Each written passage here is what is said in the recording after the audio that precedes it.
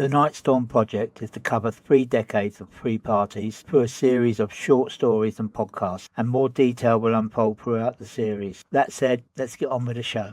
Greetings, people. I want to tell you my free party story, starting in 91. Well, it starts a bit before that, but we'll get into that. I'm going to jump straight into 1991, 21st of June, and we're outside the town of Stockbridge, Hampshire.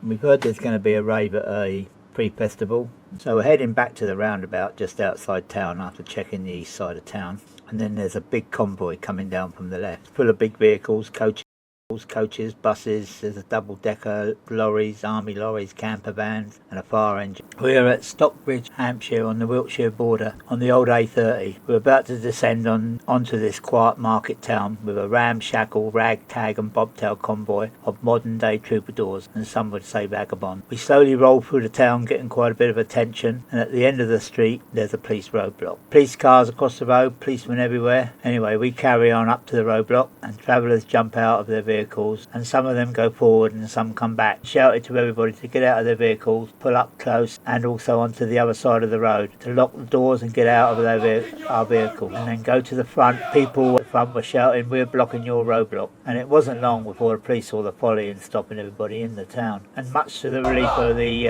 shopkeepers and locals, they moved their cars out of the way and we continued on. Anyone who's ever been in a convoy knows the buzz, but the look on the policemen's faces as they had to let us through was priceless. Short way out of the town, we turned right down a country lane through a village called Longstock. Out the other side was a track. There's a wife reminded me down the left police track, were please. lined up outside it, but they moved aside and we all trundled in up the long track. Please. And we are in. Stonehenge Free Festival 1991, as near as it can get to Stonehenge anyway. There's vehicles lined up all along the track. It's quite wide in places, narrow in others. There's I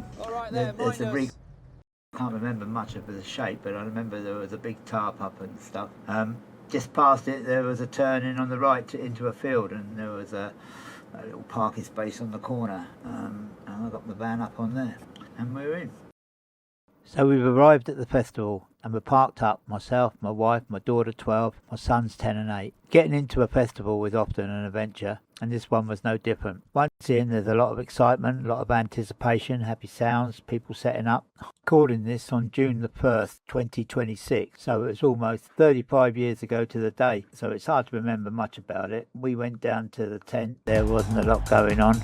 There was some music. It was Friday night. I never expected that much on a Friday night, and I prefer the party on a Saturday anyway. It was very dark, I remember that. The van looked cosy, the kids were in bed. We flung open the side door and a warm light spilled into the darkness. Some passing people came over and commented on the coziness. Some others thought it was a queue and saw crisp boxes and cartons of juices that Lynn's dad gave us, and they asked how much. We gave it away to a few people that came up actually. On one of the short trips we made into the festival, we heard that Circus Walk were at Pease Down St John near Radstock, and seeing as that was a sound system I'd seen kick on Chip in Sodbury Common before, and that led us here to partake in a rave, so it seemed right to head off to that as John off on another adventure.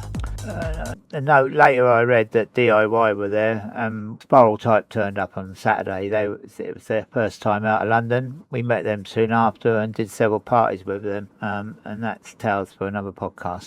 Before we head off on the second part of this Solstice 3-party story, we head to the library for a quick comment. I'd like to add that this is a small part of a 3-decade story, an oral history of our story through my story. I do have many photos and I will use them when I can, but for this video podcast I've used AI to reconstruct memories.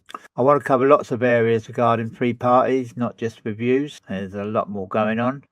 This is also the story of the NightStorm van, whose concept was born that weekend.